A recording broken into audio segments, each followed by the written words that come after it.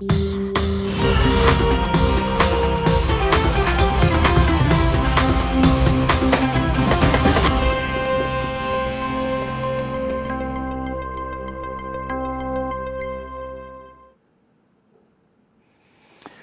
comunidade ICL, seja bem-vinda para mais uma edição do Desperta ICL, hoje comigo, César Calejón, na manhã dessa quarta-feira, dia 18 de junho de 2025, agora pontualmente 7 horas da manhã. Eu estou aqui com a difícil missão de substituir meu queridíssimo amigo Fábio Panunzio, porque hoje é aniversário do Panunzio. Aê! Parabéns, Fábio, muita paz. Muito amor, muita saúde, a gente te ama, a comunidade do ICL te ama, que você seja muito feliz, aproveite seu dia. Ele me disse que ele ia praticar um esporte, acho que pedalar. Fábio gosta de andar de bicicleta, então bom treino para você, aproveite muito o teu aniversário. Já vou dar bom dia aqui pro queridíssimo Alex Amorim também. E aí, Alex, tudo bem, querido? Bom dia, Calejón. Bom dia a todos. Feliz aniversário, Panunzio. Vamos nessa, Calejón. Boa volta aí no Desperta. Boa, querido. Obrigado. Então, vou começar aqui, gente, com a questão da meteorologia, que é o que o Panunzio geralmente faz com vocês também. Acho muito pertinente. Vou trabalhar alguns outros temas também que impactam a sua vida de uma maneira mais imediata, tá bom? Vamos lá, gente. Então, olha só. INMET, isso aqui é da Rádio Agência. INMET emite alerta vermelho de chuva para cidades do Rio Grande do Sul e região norte também tem previsão de chuvas, gente. Então, se você me escuta, sobretudo do Rio Grande do Sul nesse momento, alerta vermelho, de acordo com o INMET, para chuvas fortes, tá bom? Na sua região aí, ao longo das próximas horas, o Instituto Nacional de Meteorologia emitiu alerta vermelho de tempestade até essa quinta-feira, amanhã, dia 19, para diversos municípios do Rio Grande do Sul. Esse alerta indica grande perigo, com chuvas de até 100 milímetros por dia, é muita água, né? Na região metropolitana de Porto Alegre, além de Santa Maria, Cruz Alta e Cachoeira do Sul. No município de Candelária, o Corpo de Bombeiros e a Defesa Civil confirmaram a localização dos corpos de um casal, um homem de 65 e uma mulher de 54 anos. Eles tentavam atravessar uma área alagada a bordo de um veículo quando foram arrastados pela água. O INMET também emitiu alerta laranja de perigo para cidades gaúchas de Bento Gonçalves, Canoas, Esteio e Lajeado. Até o momento, as fortes chuvas provocaram danos em pelo menos 23 municípios do estado. Os prejuízos vão desde áreas alagadas a queda de árvore de energia, bloqueio de rodovia e casos de pessoas desalojadas e desabrigadas, tá? Então, atenção, gente. Se você me escuta dessa área, sobretudo aí do sul do país, muito cuidado, tem alerta vermelho. Não? Então, até o início da manhã de ontem, ao menos 11 municípios haviam reportado ocorrências à Defesa Civil, como bloqueios em rodovias e danos em residências. Também tem chuva aí para a região norte, prevista, como eu disse, de acordo com o INMET. Os maiores acumulados vão se concentrar em Roraima, Amapá e noroeste dos estados do Amazonas e Pará, com volumes que podem superar os 60 milímetros. No interior da região nordeste não há previsão de chuva, somente em áreas próximas ao litoral dos estados da Bahia, Sergipe, Alagoas, Pernambuco e noroeste do Maranhão, centro-oeste e sudeste, predomínio de tempo seco, tá? Isso dito, Alex, como é que tá o futebol aí, cara? Muita coisa acontecendo. Como é que tá a seara futebolística? Então, ontem teve o terceiro dia do Mundial e aqui tá os resultados de ontem, o Calejón. O Fluminense empatou 0-0 com o Borussia Dortmund e surpreendeu a todos. Era para sair com a vitória, porém ficou no empate com 0-0 contra a equipe alemã. O River Plate ganhou de 3-1 do Urawa Reds do Japão. O Zan, da Coreia do Sul, perdeu de 1-0 para o Mamelodi Sundowns, que é da África do Sul. E o Monterrey empatou 1-1 com a Inter de Milão. Lembrando que hoje terá Manchester City e o Al-Wahid Casablanca, Real Madrid e Al-Hilal, Pachuca e Red Bull Salzburg. E para finalizar, teremos Al-Ain e Juventus Calejão. Muito bem, e fim de semana tem alguma outra coisa que você queira ressaltar? Porque a gente só volta na segunda-feira, não é? Isso, o Desperta volta só segunda-feira. Lembrando que sexta-feira teremos programa somente em formato de live. Isso. E quinta-feira, na sexta não terá programa. Quinta-feira terá Palmeiras e Al-Ahly, que é a segunda rodada do Mundial. E na sexta terá Chelsea e Flamengo, que segunda-feira a gente traz esses resultados aqui, Calejão. Muito bem, querido. Bom, ontem, Alex, teve um evento de lançamento do livro do nosso querido Edu Moreira com o Rafael Valim. Tem uma arte, eu vou pedir pro Alex colocar aqui no ar, essa aí, ó. A Última Chance, o livro do Edu Moreira, do Valim e acho que, não sei, o prefácio é do Lênio Streck. E aí teve um debate ali que reuniu o Melchior, o Gessé. O Jamil não estava lá presencialmente, o Ideu estava, o próprio Valim e o Edu. Aí a gente conversou um pouco, eles conversaram um pouco ali, estava bastante cheio o auditório aqui na Vila Mariana, do lado da nossa sede aqui no ICL. Um baita livro, A Última Chance. Então eu aproveito a oportunidade aqui para parabenizar o Valim, o Edu e todas as pessoas que de alguma forma se envolveram aí com o Gessé, o pessoal, os autores que vocês estão vendo aí nessa arte, por essa iniciativa que é absolutamente fundamental, o livro A Última Chance. Entrem em contato com esse material porque ele é absolutamente fundamental para entender. Ele é sobre a denúncia da PGR, considerando esse processo que tem tudo para se tornar um divisor de águas. A gente não sabe exatamente como é que essa história vai terminar, mas para todos os efeitos é um processo absolutamente histórico. Pela primeira vez coloca General 4 Estrelas, Bolsonaro e os seus asseclas no banco dos réus, tá bom? Então é isso, parabéns pessoal por esse livro maravilhoso, A Última Chance. O evento aqui também ontem estava muito legal, um beijo para toda a comunidade do ICL que esteve lá, demonstrando o carinho com o Edu, com o Valim, com todos os apresentadores e toda a nossa equipe do ICL, tá bom? Um beijo grande para vocês. Gente, vamos lá, dar um serviço aqui para vocês que eu acho importante. Prazo para pagar taxa do Enem 2025 é prorrogado até o dia 27 de junho, isso está no iclnoticias.com.br, foi publicado agora há pouquinho, pouco mais de 2 horas atrás, às 5 horas da manhã. Candidatos podem fazer pagamento por boleto, Pix, crédito e débito, tá? Então o MEC ampliou o prazo para o pagamento da taxa de inscrição do Exame Nacional do Ensino Médio. Com isso, os candidatos terão até o dia 27 de junho. Tem mais 9 dias aí, fiquem atentos.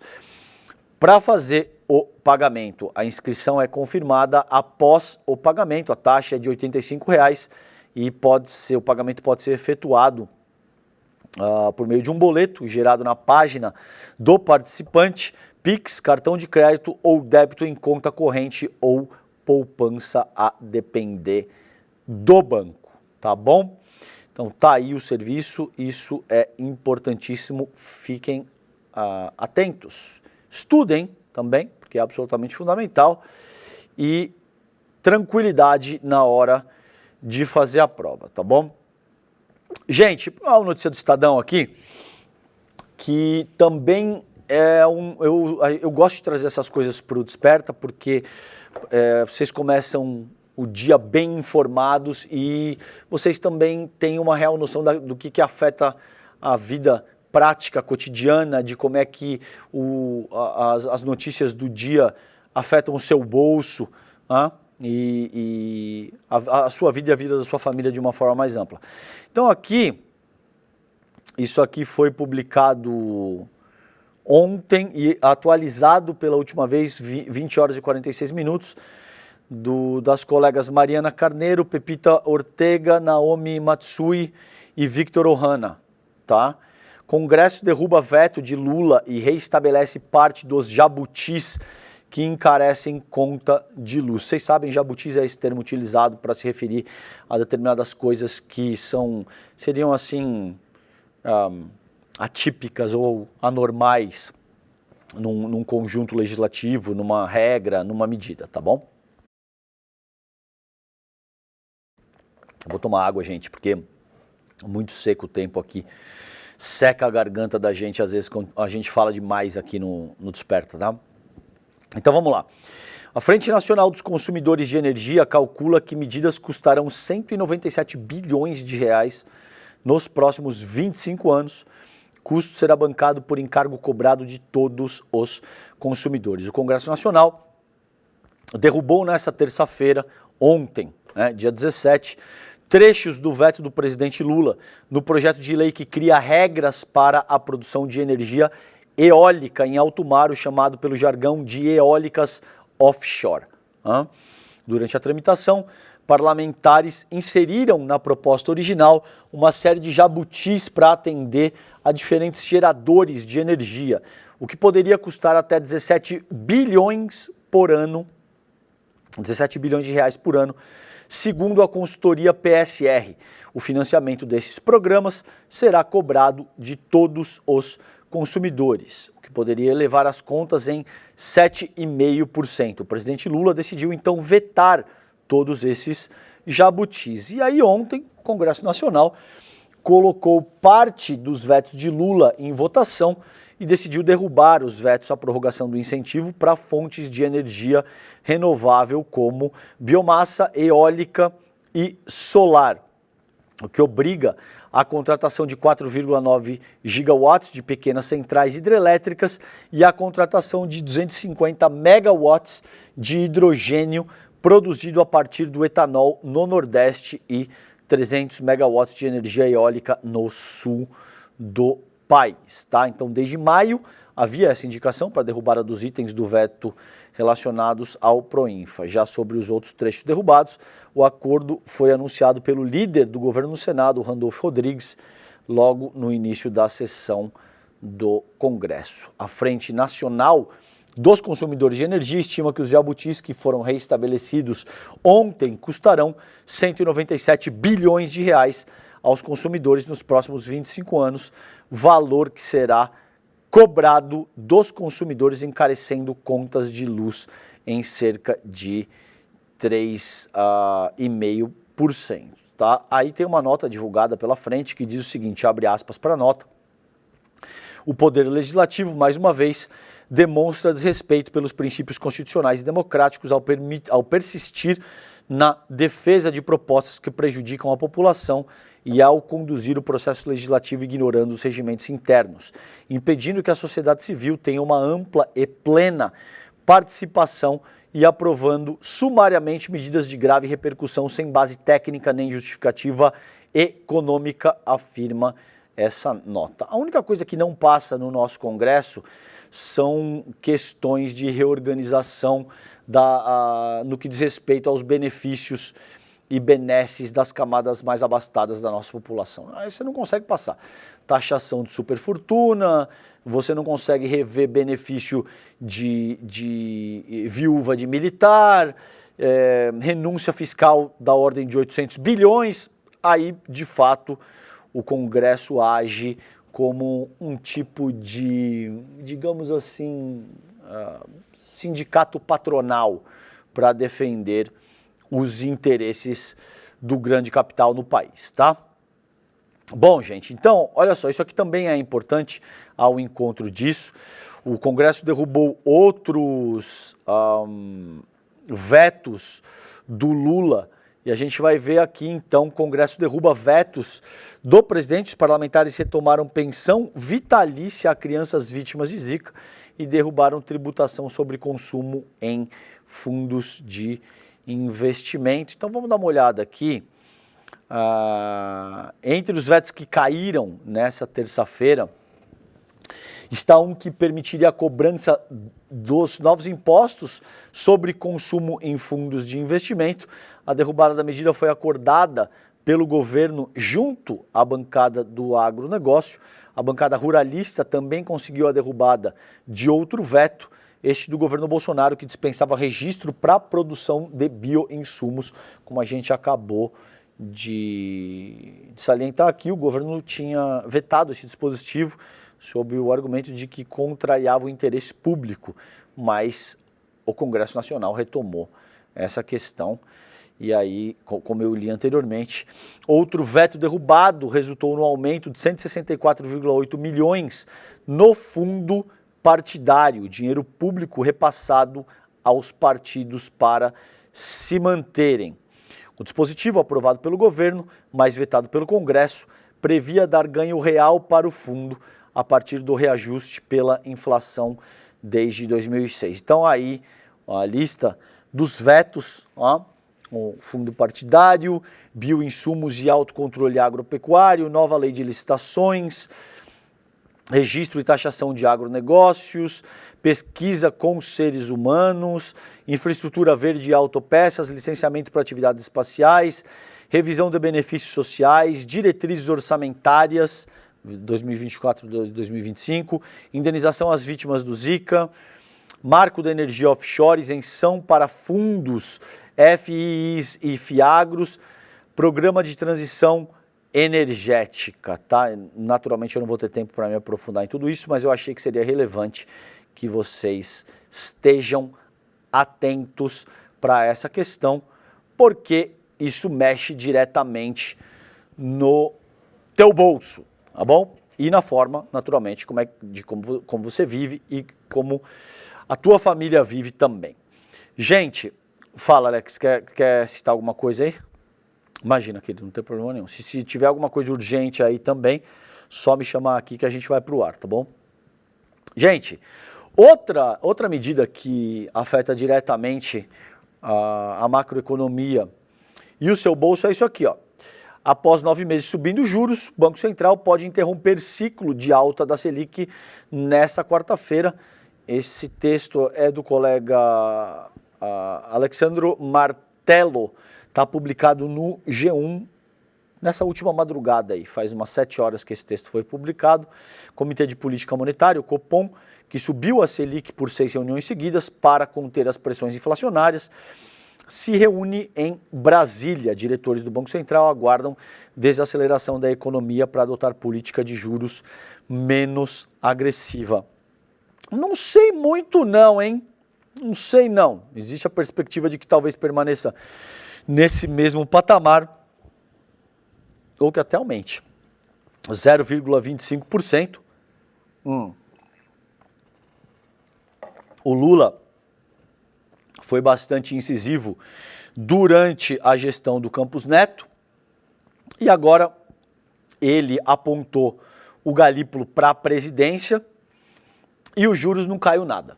E continuou a mesma coisa. E a gente vai continuar cobrando do mesmo jeito, seja Campos Neto, seja Galípolo, seja o Papa que esteja à frente do Banco Central. Esses juros exorbitantes só interessa para o rentismo nacional, para quem tem muito dinheiro para deixar parado ganhando dinheiro sem fazer nada, tá bom? O que não é o caso de 95% da população brasileira. Então vamos ver o que vai acontecer aí. O comitê, o Copom do Banco Central se reúne hoje e pode optar por interromper o processo de alta da taxa básica de juros da economia, a Selic, atualmente em 14,75% ao ano, o maior patamar em quase 20 anos. A decisão será tomada hoje e anunciada depois das 18 horas, tá bom? Aí tem as análises aqui, que a gente sabe, não vou nem dar voz para nenhuma dessa gente, porque a gente sabe que, sobretudo, a mídia corporativa atua como mensageiro do mercado financeiro. Então, eles erraram, mas erra toda vez, cara. aí já não é mais erro, né? Se tem um método sistematizado, pode-se dizer que é um erro. Se trata de uma metodologia na qual essas pessoas tentam manipular o mercado. O Edu Moreira já fez falas importantíssimas aqui no ICL, explicando de fato como o boletim Focus é manipulado, como as pessoas, os atores acabam dando ali as suas perspectivas de uma forma anônima e, portanto, eventualmente você pode jogar o que estava em 3,5%, 4% para 8%, no sentido de puxar a média geral para cima, e isso, honestamente, o único veículo que tem tamanho e independência para abordar a integralidade dessa questão é o ICL.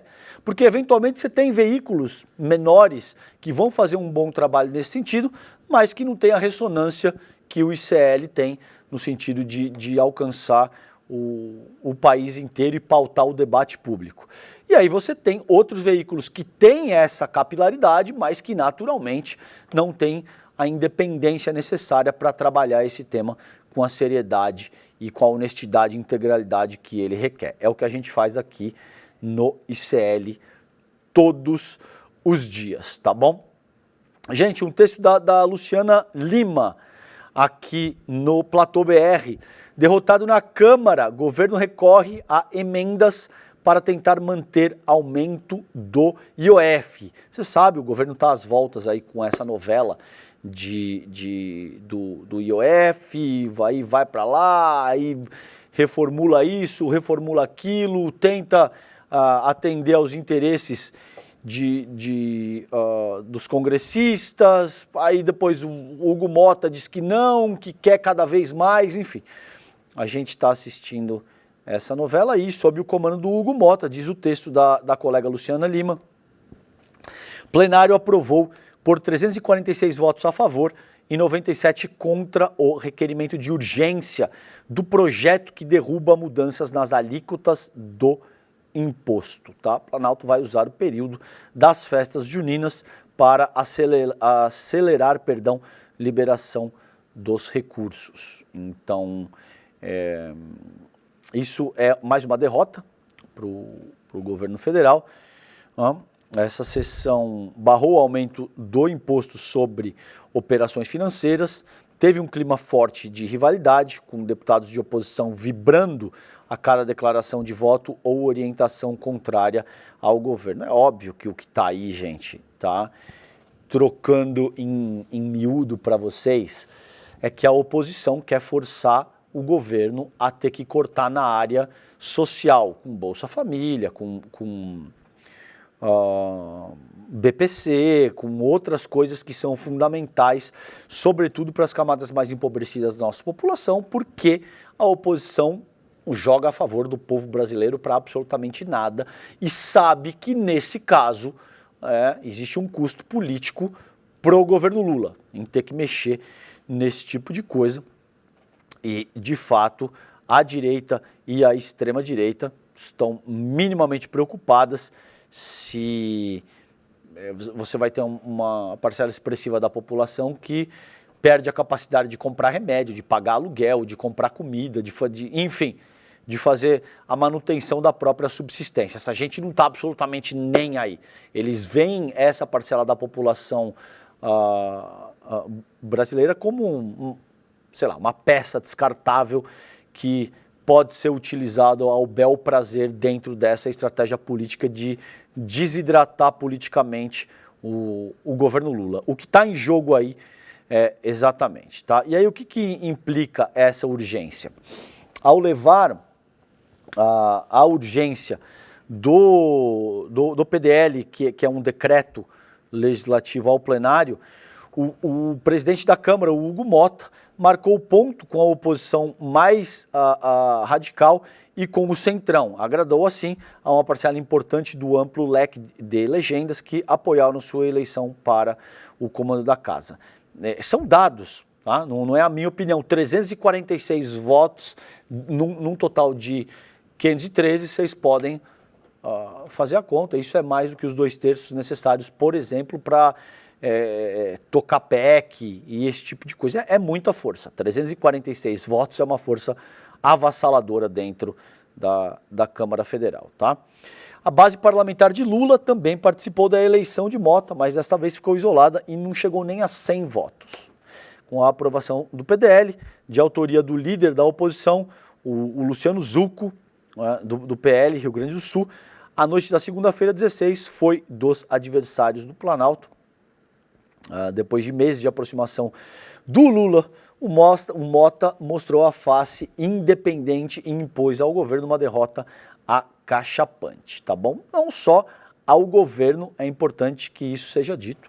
É uma derrota, sim, às pretensões do governo, mas é, sobretudo, uma derrota do povo brasileiro, principalmente das pessoas que vivem com um ou dois salários mínimos e que precisam de programas sociais para viver.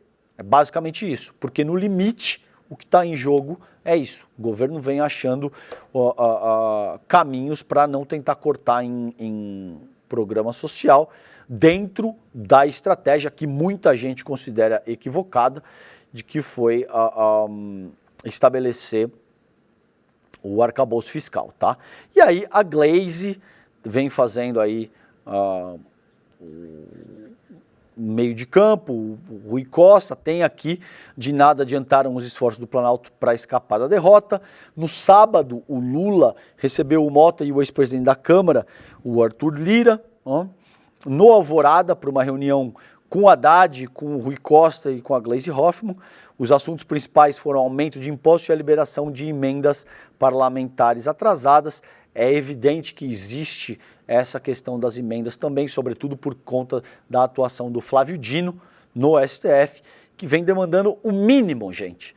Transparência, racionalidade na aplicação do recurso público. É inacreditável que em 2025 isso ainda tenha que ser um tema, porque enquanto nação a gente não pode sair gastando indiscriminadamente, sem nenhum processo, sem nenhuma clareza, sem nenhuma racionalidade, a fim de fazer a manutenção dos feudos políticos que estão estabelecidos há 500 anos no Brasil, tá bom? É isso que está em jogo aí, gente. Vamos ficar de olho nesse processo, mas uma derrota, e uma derrota significativa pro governo, tá bom? Gente, acompanhando aqui, esses dois temas estão relacionados à questão estadunidense, né? Como vocês sabem, existe uma escalada do autoritarismo de uma forma bastante arbitrária nos Estados Unidos. O trumpismo, tá? Eu gosto das reflexões do Castro Rocha, quando ele fala a respeito da urbanização da política nos Estados Unidos. E aí teve uma análise que ele fez, teve uma aula muito boa, A Semente do Caos. A Semente do Caos acho que foi no último domingo, né, Alex? É tanta coisa que... Isso, foi 8 horas da noite. Isso, nesse último domingo, 8 horas da noite, o Edu Moreira teve a aula, e o Edu e o Castro Rocha tiveram uma conversa muito, muito boa. E o Castro Rocha demonstra como o Trump foi de emular as estratégias do Viktor Orbán, né, para de alguma forma emular o que faz o Nayib Bukele em El Salvador, que é assim um processo ainda mais agressivo, que utiliza o populismo penal de uma maneira muito violenta, atropelando o devido processo legal. O Trump tem deportado, sobretudo venezuelanos, a revelia da lei, muitas vezes contrariando o que juízes determinaram. Por exemplo, teve um embate fortíssimo entre um juiz que chama Jeb Boasberg, nos Estados Unidos, e o John Roberts, que é o cara da Corte Suprema nos Estados Unidos, e o Trump, porque o Trump quer agir basicamente da forma que der na cabeça dele. Ele não se vê como um presidente eleito, ele se vê como o reizinho, o imperador que age de uma forma absolutamente discricionária, independentemente de legislação, lei, regra, nada disso importa. O Trump vem com esse, a Luís XIV, dizendo que o Estado sou eu e basicamente eu faço o que eu quiser, né? E aí tem essa notícia aqui está publicado na Folha de São Paulo, texto do colega Luiz Ferré Sadurni, foi publicado ontem, 4 horas da tarde. Agentes federais prendem candidato a prefeito de Nova York em corte de imigração. Democrata Brett Lander tentava proteger migrante que seria preso quando foi algemado por oficiais mascarados do ICE. Isso também é curioso, né, cara? Porque, assim, se você está no exercício da lei, se você é um cara que é um candidato, você tem um nível de representatividade e você vai preso, isso demonstra que... Aí tem a foto, olha só. O controlador da cidade de Nova York, Brett Lander, preso em um tribunal de imigração ao tentar escoltar migrante que seria detido. Ou seja, a coisa está escalando, o Trump dá todos os sinais de que ele pretende se tornar um presidente cada vez mais autoritário e arbitrário, e que a coisa pode ganhar um caráter assim, sem precedente na história dos Estados Unidos. É óbvio, muitas das medidas que o Trump adotou tivessem sido adotadas por qualquer outra liderança, toda a mídia ocidental já estaria falando de um processo ditatorial. Já estaria chamando o Donald Trump de ditador, etc. Isso não acontece porque mais de um século de propaganda hollywoodiana, porque existe todo um contexto no qual os estadunidenses são os líderes do mundo livre, eles defendem a democracia, ainda que seja enfiando democracia, entre aspas, goela abaixo do restante do mundo, para meter a mão no petróleo, para controlar regiões estratégicas geopoliticamente. A gente está vendo o que está acontecendo em Gaza, no Irã, etc. e tal, tá bom? Mas os Estados Unidos não podem ser taxados com a pecha de ditadores, de coisa que o valha. Isso fica reservado para lideranças do mundo islâmico, do mundo árabe, máximo ali para asiáticos e tal, tá bom? A Europa Ocidental e Estados Unidos não vamos chamar de ditador ou termos análogos, porque de fato não convém, tá? Então tá aí, só registrando com vocês a prisão de um candidato a prefeito de Nova York, o Brett Lander, pelo ICE, que é essa polícia com cariz claramente nazi-fascista do Donald Trump, que criou inclusive centros de detenção que funcionam um pouco como campos de refugiados em El Salvador, mandando gente, despachando gente sem nenhum tipo de processo legal, sem direito de presunção à inocência, ampla defesa, contraditório, nada. Basicamente, o cara te mete num avião lá, te joga numa prisão das mais violentas e agressivas e tua família não consegue saber se você está vivo, se você está morto, o que aconteceu, etc. Tá bom? Vamos acompanhar isso. E ainda nessa edição do Desperta eu vou falar também, a gente vai falar como tema principal, 2 temas principais, a questão do CID, do julgamento, Braga Neto, Bolsonaro, o que está acontecendo no Brasil, e essa questão da guerra Israel-Irã no Oriente Médio. A gente vai seguir acompanhando também o genocídio que Israel / Estados Unidos vem conduzindo em Gaza, tá bom? Mas antes disso, vamos aqui para esse tema, Alex, que é absolutamente fundamental. Acessem iclnoticias.com.br, o time do ICL tem dado um show com notícias exclusivas a respeito desse tema, principalmente a Juliana Dalpiva e o Igor Melo e o Kleber Lourenço. Nosso time tá assim absolutamente afiado com todo tipo de notícia exclusiva, tá bom? Isso aqui foi publicado agora há pouquinho, 6h28 da manhã, pouco mais de 1 hora atrás. Moraes nega adiamento de acariação entre Cid e Braga Neto. O pau está torando, tá bom? Tá torando. Cada um fala uma coisa. O Cid disse que entregou caixa de dinheiro, mas que não viu o dinheiro, mas que tinha uma pacoteira, e o pau tá torando. Então, esse texto, do André Richter, Agência Brasil, o ministro Moraes do STF decidiu manter a acariação entre o ex-ajudante de ordens do Bolsonaro, Mauro Cid, e o general Braga Neto, para a próxima terça-feira, dia 24 de junho, tá bom? Então, na próxima terça. Mais cedo, a defesa do general pediu o adiamento da audiência para sexta-feira, dia 27, em função de uma viagem internacional marcada anteriormente pelo advogado principal do processo, Zé Luiz de Oliveira Lima. O ministro entendeu que Braga Neto é acompanhado por uma banca composta de 6 advogados e que outros representantes dele também podem participar da acariação. Tá? Então, aí, aspas por Alexandre de Moraes, verifico, portanto, que o réu Braga Neto está devidamente assistido por 6 advogados, sendo que os demais patronos, inclusive, participaram de várias audiências em que foram realizadas oitivas de testemunhas de acusação e defesa. Essa acariação, ela visa esclarecer divergências sobre plano punhal verde e amarelo.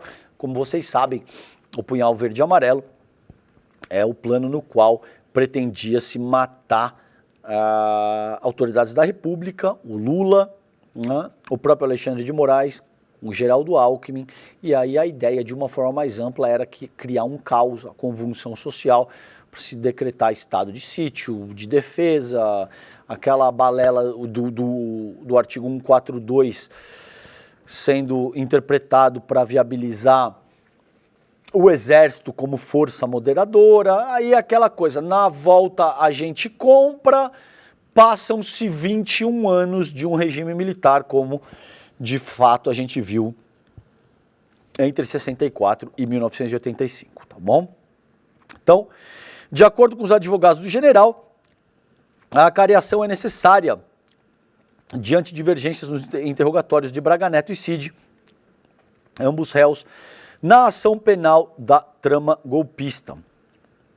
A defesa sustenta que são necessários esclarecimentos sobre as acusações de que Braga Neto discutiu o plano punhal verde e amarelo, planejamento golpista para matar autoridades, e que teria entregue a Cid dinheiro em uma sacola de vinho. Infelizmente isso não vai ser filmado, se eu não me engano. Né? Se eu não me engano, isso não vai ser filmado e também não será permitida a presença de jornalistas, porque, por exemplo, durante a primeira etapa dos interrogatórios, a filmagem não foi permitida, mas a gente tinha a Juda Alpiva, a gente tinha a Elô Vilela, a gente tinha a Carol Brígido, acho que também acompanhou dentro do ambiente ali, os nossos jornalistas acompanhando e reportando isso, basicamente em tempo real. Olha, aconteceu isso foi dito, a reação de tal pessoa foi essa.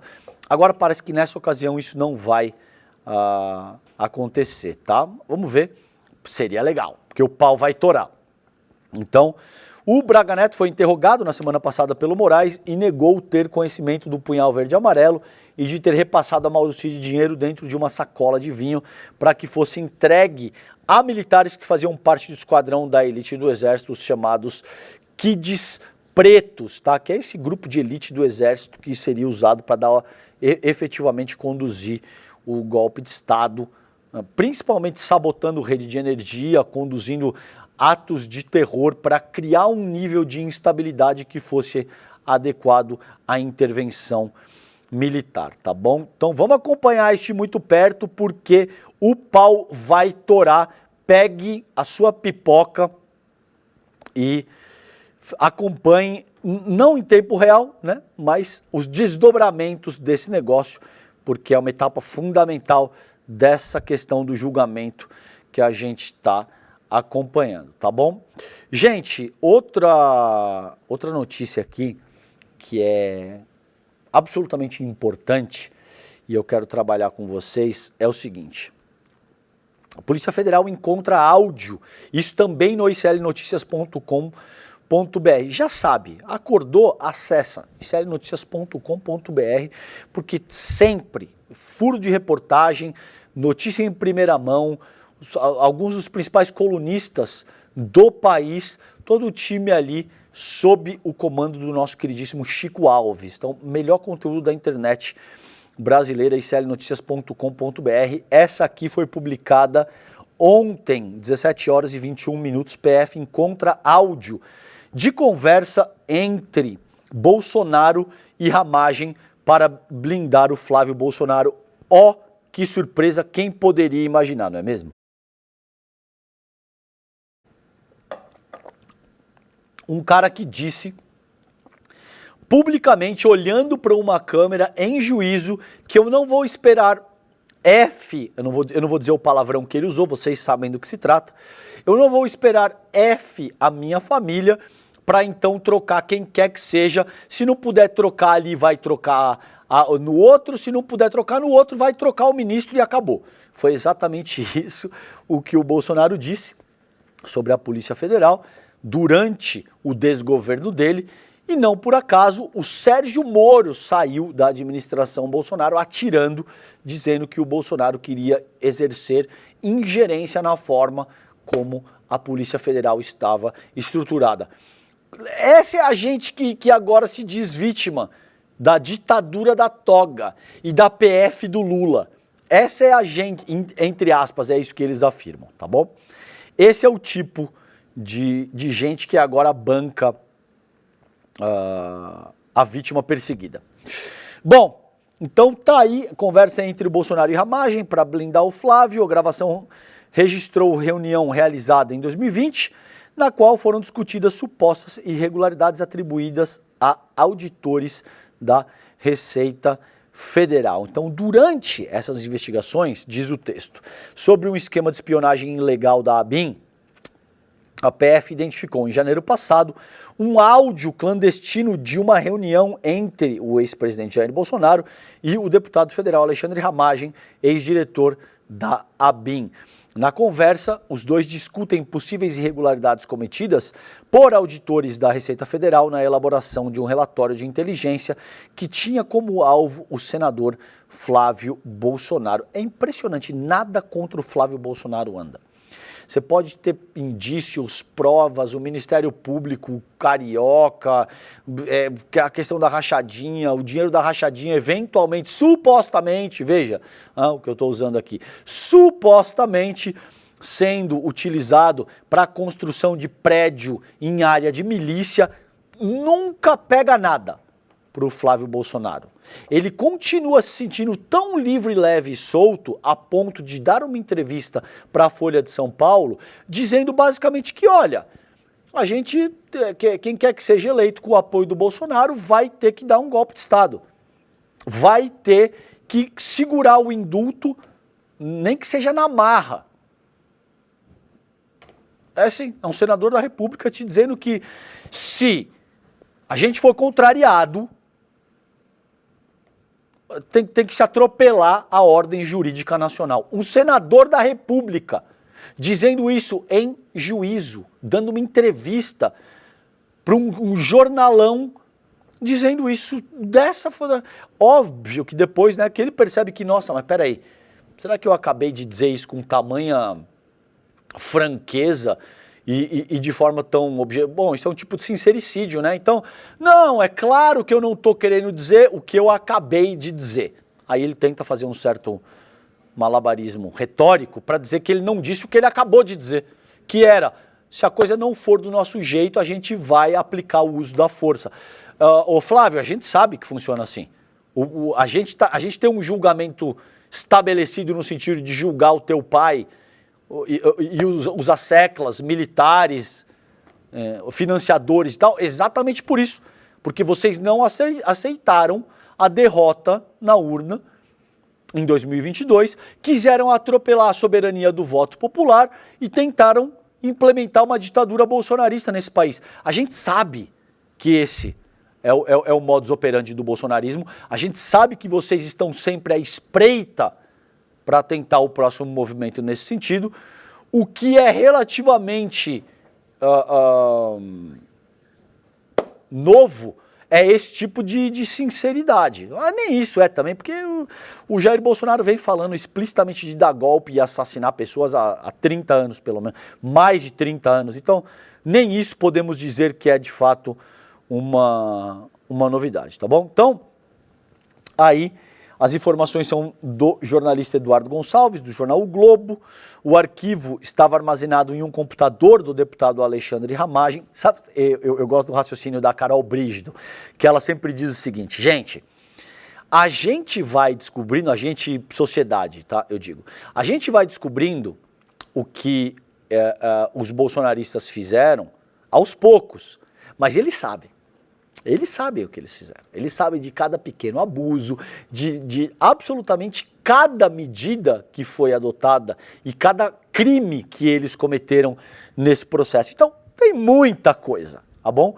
A gente é que vai descobrindo aos poucos conforme a justiça avança, conforme existe diligência, você aprende um celular, um computador, esse tipo de coisa aparece, alguém abre o bico e tal. Mas figuras como Ramagem, ele sabe exatamente o que ele fez, tá?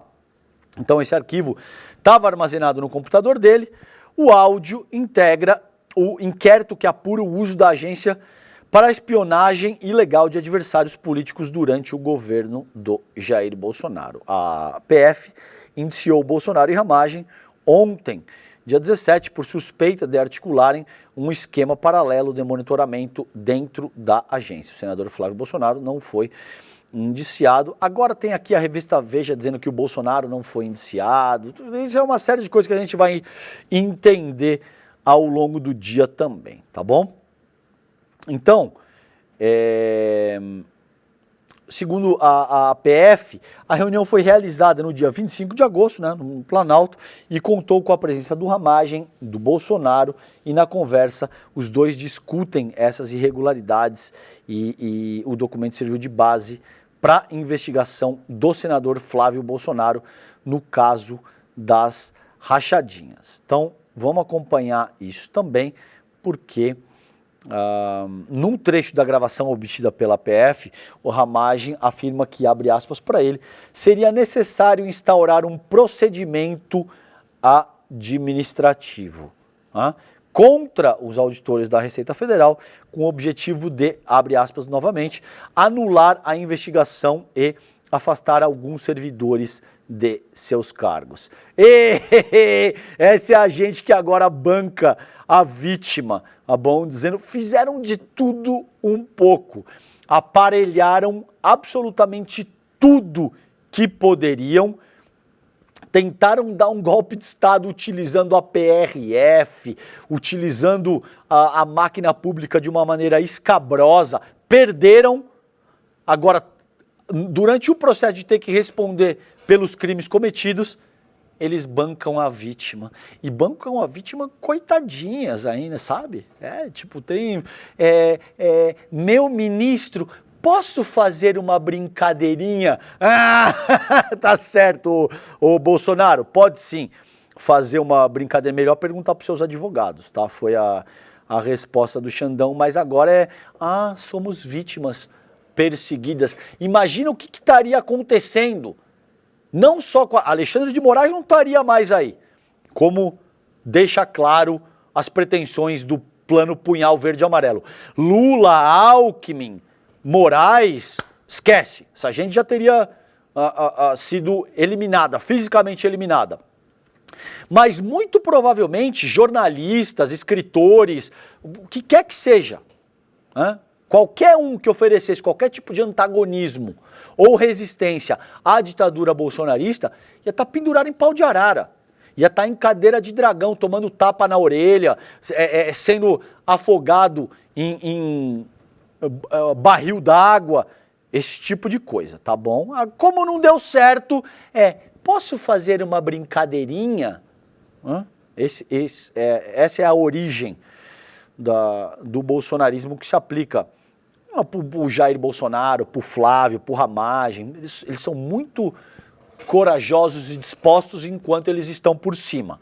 A hora que a coisa complica na adversidade é que a gente vê de fato o caráter e o quão frouxo essa gente é, tá? Gente, então aqui, ó, olha só, mais uma, eu vou acelerar um pouco porque eu quero fazer outros registros e meu tempo está acabando com vocês. A BIM paralela, PF vê responsabilidade de Bolsonaro, mas espera STF para formalizar indiciamento. Isso também está no nosso site, CL Notícias. A PF apontou que o ex-presidente Jair Bolsonaro, como integrante do núcleo político da organização criminosa que atuou no esquema. Tá bom? Então ele já é réu por organização criminosa e agora a PF aponta o ex-presidente como integrante do núcleo político da organização criminosa que atuou no esquema da chamada ABIN paralela. No entanto, os investigadores do caso aguardam uma sinalização do STF para formalizar a inclusão do ex-presidente Jair Bolsonaro no rol de indiciados do inquérito. Então tá aí esclarecida a questão que eu citei anteriormente. O material foi enviado ontem, terça-feira, ao tribunal. No relatório de indiciamento, a PF descreve as condutas criminosas cometidas por Bolsonaro no esquema da ABIN, que foi absolutamente instrumentalizada pelo próprio bolsonarismo. A gente convencionou chamar de ABIN paralela, tá? Contudo, ainda aguarda uma manifestação para saber se o entendimento do STF é de que o caso tem ligação com a organização criminosa que articulou a tentativa de golpe de Estado em 2022. De acordo com a PF, o Bolsonaro foi o principal beneficiário do uso da estrutura da ABIN para atuar em prol do ex-presidente e de seus familiares. A investigação encontrou indícios de uma série de atividades criminosas, incluindo o monitoramento ilegal de autoridades, jornalistas. O Leandro Demore, aqui, nosso queridíssimo Leandro Demore, foi monitorado, acho que o nome do perfil é Pavão Misterioso, um negócio assim, né? Então, jornalistas, o Demore, inclusive, servidores públicos e ativistas, tá bom? Gente, mudando a pauta aqui, nesses 8 minutos finais, a gente tem ainda no site do iclnoticias.com.br, Trump diz que Estados Unidos não pretendem matar o líder supremo do Irã por enquanto, porque o Netanyahu vem dizendo isso abertamente, que estamos avaliando o assassinato sumário do Ali Khamenei, que é a liderança religiosa mais importante do Irã. E o Netanyahu ainda é estúpido a ponto de ponderar que isso talvez não, ele disse, isso encerraria o confronto, o conflito. Então você pode imaginar que existe uma questão histórica, cultural, de todas as ordens, e que o Irã é uma república islâmica. O Netanyahu acredita que matar a principal liderança religiosa do país encerraria o conflito. Acho que não precisa comentar isso, né? O nível de estupidez é de uma estupidez atroz. Primeiro, acreditar que você vai assassinar alguém e que isso vai ser capaz de desescalar um conflito. É precisamente o contrário. E se o objetivo de Israel é promover uma troca de regime em Teherã, parece que eles vão conseguir o oposto, né? Porque o país tende a se unir contra um inimigo externo em caso de ataque. Pode não acontecer e eles podem conseguir lograr êxito nesse sentido? Podem, porque essas coisas é difícil estabelecer prognóstico para esse tipo de coisa, porque cada situação é muito específica, é muito peculiar. Agora, via de regra, quando uma nação sofre uma agressão externa, de um inimigo externo, esse inimigo externo, muito mais frequentemente do que não, serve para unir a nação ao redor das lideranças constituídas, né? Então, vamos ver o que acontece aí. Os Estados Unidos e Israel falando abertamente em assassinar uma liderança religiosa, o que, como vocês sabem, é um crime de guerra, de acordo com a Convenção de Genebra. Assassinar civis é um crime de guerra, assassinar jornalistas, médicos, atingir hospitais, escolas e ambulâncias, um crime de guerra. Não é na guerra vale tudo, não, muito antes, pelo contrário. Por incrível que pareça, existem convenções que regulam conflitos armados e caracterizam o que é um crime de guerra. Israel, eu disse isso ontem no N1, incorreu em todos os crimes possíveis e imagináveis. Crimes de guerra, crimes contra a humanidade, etc. Então, houve um momento, no começo do genocídio israelense / estadunidense contra o povo de Gaza, que teve um ataque contra o Al-Shifa, que é um hospital que foi destruído, o principal hospital de Gaza, e aí houve uma tentativa de israelense de dizer não fomos nós que atacamos esse hospital, isso foi um míssil do Hamas que se desorientou e caiu e destruiu o Al-Shifa. E teve muita gente no Brasil tentando passar esse pano, tentando dizer que não, de fato foram os terroristas do Hamas. Israel não tem nada a ver com isso, a única democracia do Oriente Médio não tem absolutamente nada a ver com isso. Aí, o que aconteceu em seguida foi que Israel bombardeou absolutamente tudo em Gaza. Absolutamente tudo.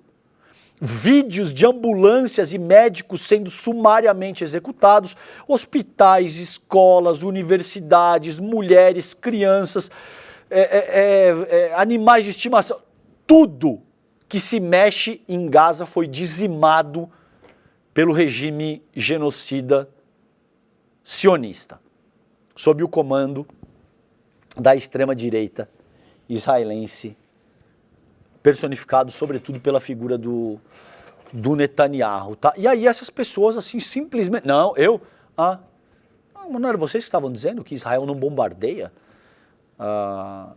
hospital, não mata criança, mulher de forma sistemática, indiscriminada e deliberada? E agora, novamente, a coisa vem para o Irã. E, de fato, você tem o presidente estadunidense e o primeiro-ministro israelense discutindo o assassinato de uma liderança religiosa, contrariando o direito internacional humanitário, contrariando qualquer medida do direito internacional de uma forma mais ampla, contrariando convenções que versam a respeito de crimes cometidos, possíveis crimes cometidos durante conflitos armados e guerras, enfim, um Estado absolutamente pária que atua na ilegalidade da sociedade internacional e que deve responder pelos crimes cometidos, tá bom? Bom, gente, 2 minutinhos finais aqui, a bomba poderosa que Israel estaria pressionando os Estados Unidos a usar contra o Irã. O Israel conseguiu avanços importantes em sua missão de atingir o programa nuclear do Irã, mas analistas dizem que o sucesso militar de Tel Aviv depende do apoio dos Estados Unidos, que, resumindo, é uma bomba que seria capaz de penetrar algumas camadas no subsolo para atingir as centrífugas que o Irã utiliza para enriquecer urânio. Não vou me aprofundar aqui porque eu não tenho tempo, a gente vai trabalhar isso no N1 daqui a pouquinho. Por fim, só atualização, é o seguinte, Al Jazeera, ataques entre Israel e Irã continuam, Trump exige rendição incondicional, explosões abalam Teherã enquanto Israel reivindica ataques a locais de produção de centrífugas e armas no Irã.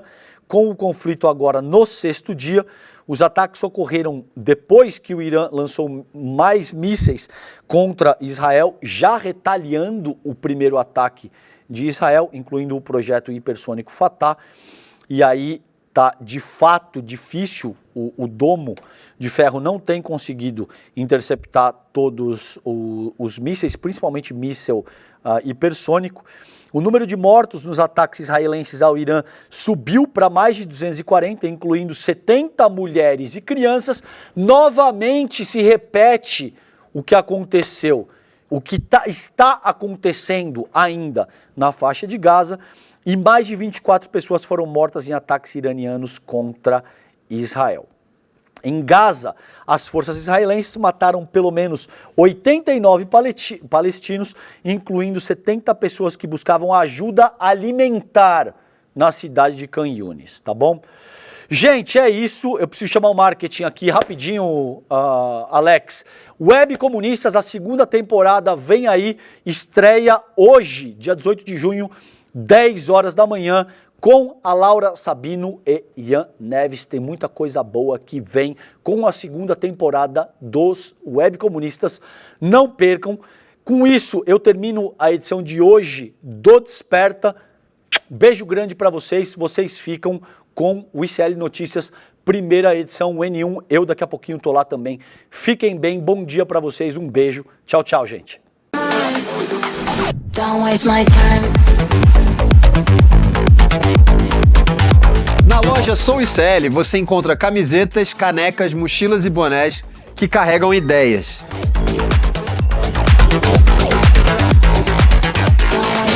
Produtos com propósito para quem acredita em justiça, consciência e transformação. Vista, use, leve a luta com você. Acesse souicl.com.br e escolha o que representa você. ICL, souicl.com.br, tá tudo lá.